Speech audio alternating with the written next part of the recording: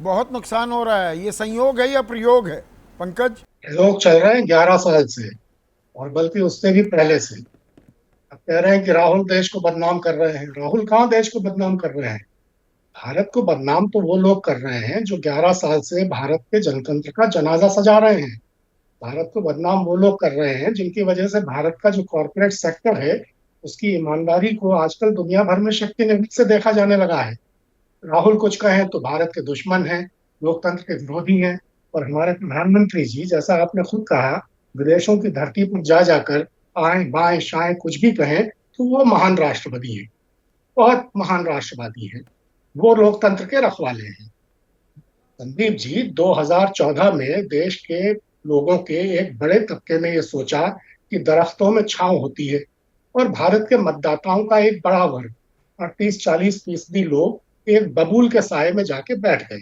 तो तख्ते शाही पर मक्कारों की टोली आकर विराजमान हो गई। तब से देश की ये बदनसीबी शुरू हुई है। अब भारत की चुनाव अगर आप प्रणाली पर इसे अगर सवाल बदनसीबी है कह रहे हैं तो पंकज, वो थोड़ा सा मैं उठेंगे। इंटरवीन कर रहा हूं। आपने बबूल का पेड़ भी कहा, छांवदार दरख्त की उम्मीद थी, तो वो सिर्फ 2014 नहीं, 2019 भी जीत गए, 24 भी जीत गए। और दुनिया को लगता है भाई ट्रंप जैसे गले मिलते हैं, पुतिन जैसे बात करते हैं प्रधानमंत्री से, कि देश का रुतबा रसूख लगातार बढ़ता जा रहा है। खेल तो नैरेटिव का होता है राजनीति का, आप मुझसे बेहतर जानते हैं। कहाँ बढ़ता जा रहा है? अरे मुठ्ठियां तान तान कर अब की बार ट्रंप सरकार का नारा बुलंद कर रहे थे। मौका मिलते ही ट्रंप को अपनी बाहों में भर लेने को उत्सुक हो जाते हैं। वो नरेंद्र भाई अमेरिकी टैरिफ को लेकर ट्रंप के सामने कोई विरोध दर्ज कराने को तैयार नहीं है, एकदम समर्पण की मुद्रा में है। तो ऐसे माहौल में भारत के बारे में प्रतिपक्ष का नेता बात भी नहीं करेगा क्या? मैं कह रहा हूँ कि भारत की चुनाव प्रणाली पर अगर सवाल है तो वो उठेंगे। भारत में उठेंगे, विदेश की धरती पर भी उठेंगे। तो राहुल गांधी बोस्टन अगर इन में अगर सवालों को सवाल, एक अमेरिका मिनट में पंकज, उठाते बोस्टन हैं में सवाल उठाने थे तो तो टैरिफ को लेकर सवाल उठाते, कहते कि टैरिफ अब्यूजर भारत को क्यों बताते हैं डोनाल्ड ट्रंप, उनकी जमीन पर जाकर उनको आईना दिखाकर आते। डोनाल्ड ट्रंप की बातें करेंगे भारत में, और डोनाल्ड ट्रंप के देश में बात करेंगे भारत के चुनाव आयोग की। लॉ मेकर्स के साथ उनकी जो बैठक हुई है उसमें राहुल गांधी ने ये सवाल भी निश्चित तौर पर उठाए हैं। ब्राउन यूनिवर्सिटी के छात्रों के सामने क्या उठाया वो अलग बात है। अरे, चुनाव आयोग ने मतदान की वीडियो रिकॉर्डिंग उपलब्ध कराने से मना कर दिया महाराष्ट्र की। क्या ये मुद्दा नहीं है? व्यवस्था को लेकर बहुत तो चिंताजनक जो मुद्दे दिबांग हैं। कह रहे थे सड़क बेरोजगारी पर की स्थिति डटिए ना, भयावह है। 40 बोस्टन यूनिवर्सिटी के छात्रों के साथ अपने बगल में सैम पिट्रोडा को बिठाकर क्या हासिल हो जाएगा? सहूलियत की राजनीति कर रहे हो क्या? यह सवाल तो राहुल गांधी से पूछा जाएगा ना। सड़क पर भी उतरी है कांग्रेस, अभी हर जिले में आंदोलन हुए हैं। लेकिन अगर मेन स्ट्रीम मीडिया उसको नहीं दिखाता है तो कोई क्या करे? हर मुद्दे पर, ईवीएम के मुद्दे पर, चुनाव आयोग के बारे में, मतदान प्रणाली पर कितने आंदोलन किए गए। अभी तो हफ्ते पहले हर जिले में आंदोलन हुए। आज आज से देश के 57 शहरों में संवाददाता सम्मेलन कांग्रेस पार्टी कर रही है। लेकिन मेन स्ट्रीम मीडिया इन चीजों को दिखाने को तैयार ही नहीं है। ध्यान भटकाने वाली चीजें दिखाई जा रही हैं। और कांग्रेस ही क्या, प्रतिपक्ष का कोई भी राजनीतिक दल अगर जनोन्मुखी सरोकार का कोई भी मसला उठाता है तो उसको दिखाया ही नहीं जाता है, उसको जानबूझकर दबा दिया जाता है। तो ऐसे माहौल में जहां भी मौका मिलेगा, जिस मंच पर भी मौका मिलेगा, प्रतिपक्ष की ये नैतिक जिम्मेदारी बनती है कि वो मसलों को उठाए।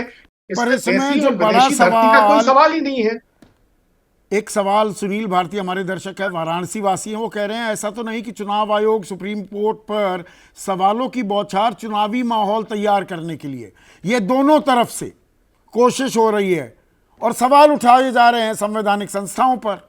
पंकज, आपके लिए ये सवाल।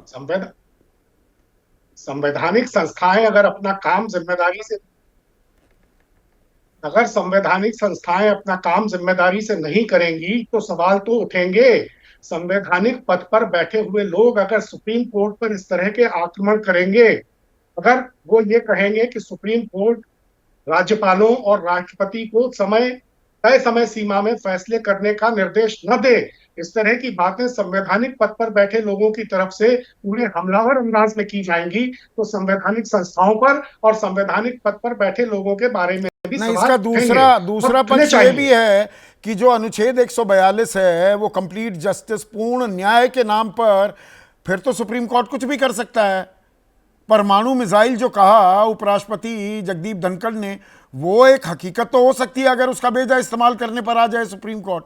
भाई संसद है ना, लोग चुनकर तो सांसदों को भेजते हैं, कार्यपालिका और विधायिका हम चुनकर भेजते हैं, हम सुप्रीम कोर्ट को नहीं चुनते ना पंकज। सुप्रीम कोर्ट नहीं चुनते, संसद को चुनते हैं। संसद को जिम्मेदारी से अपना काम करना चाहिए। क्या संसद हमेशा जिम्मेदारी से अपना काम करती है? क्या संसद के माध्यम से संवैधानिक पद जो लोग पहुंचते हैं वो जिम्मेदारी से अपना काम कर रहे हैं? अगर नहीं कर रहे हैं तो उसमें सर्वोच्च अदालत बिल्कुल दखल देने का अधिकार रखती है।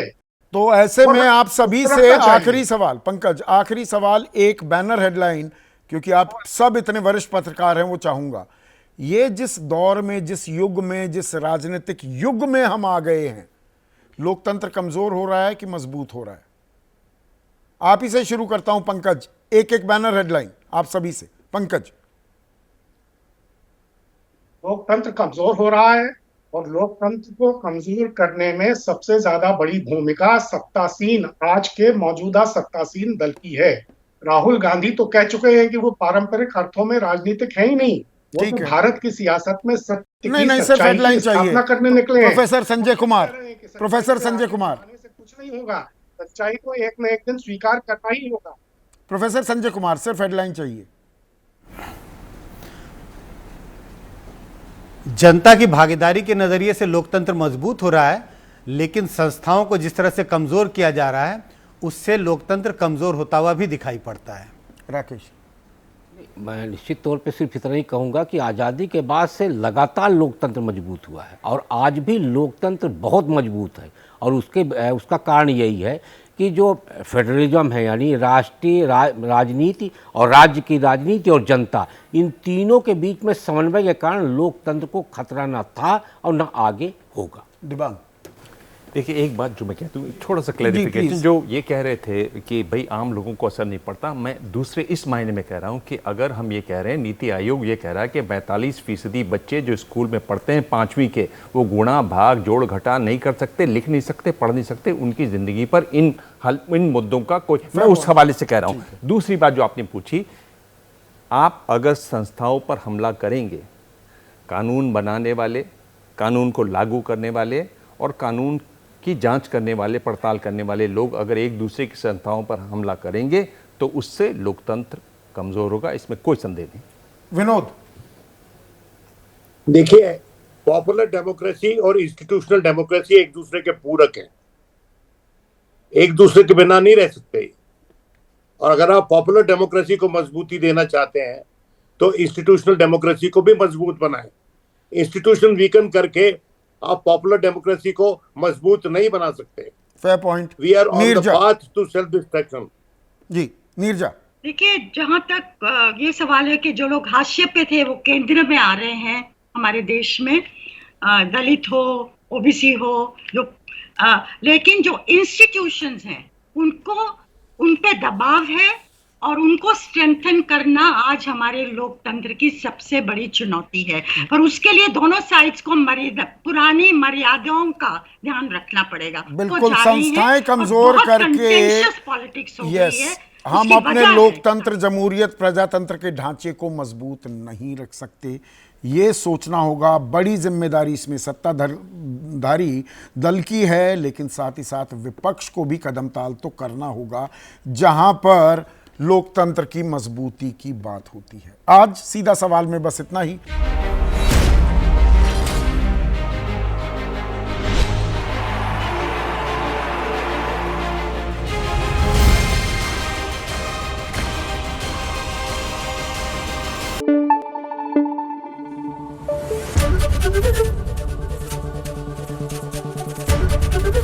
एबीपी न्यूज आपको रखे आगे।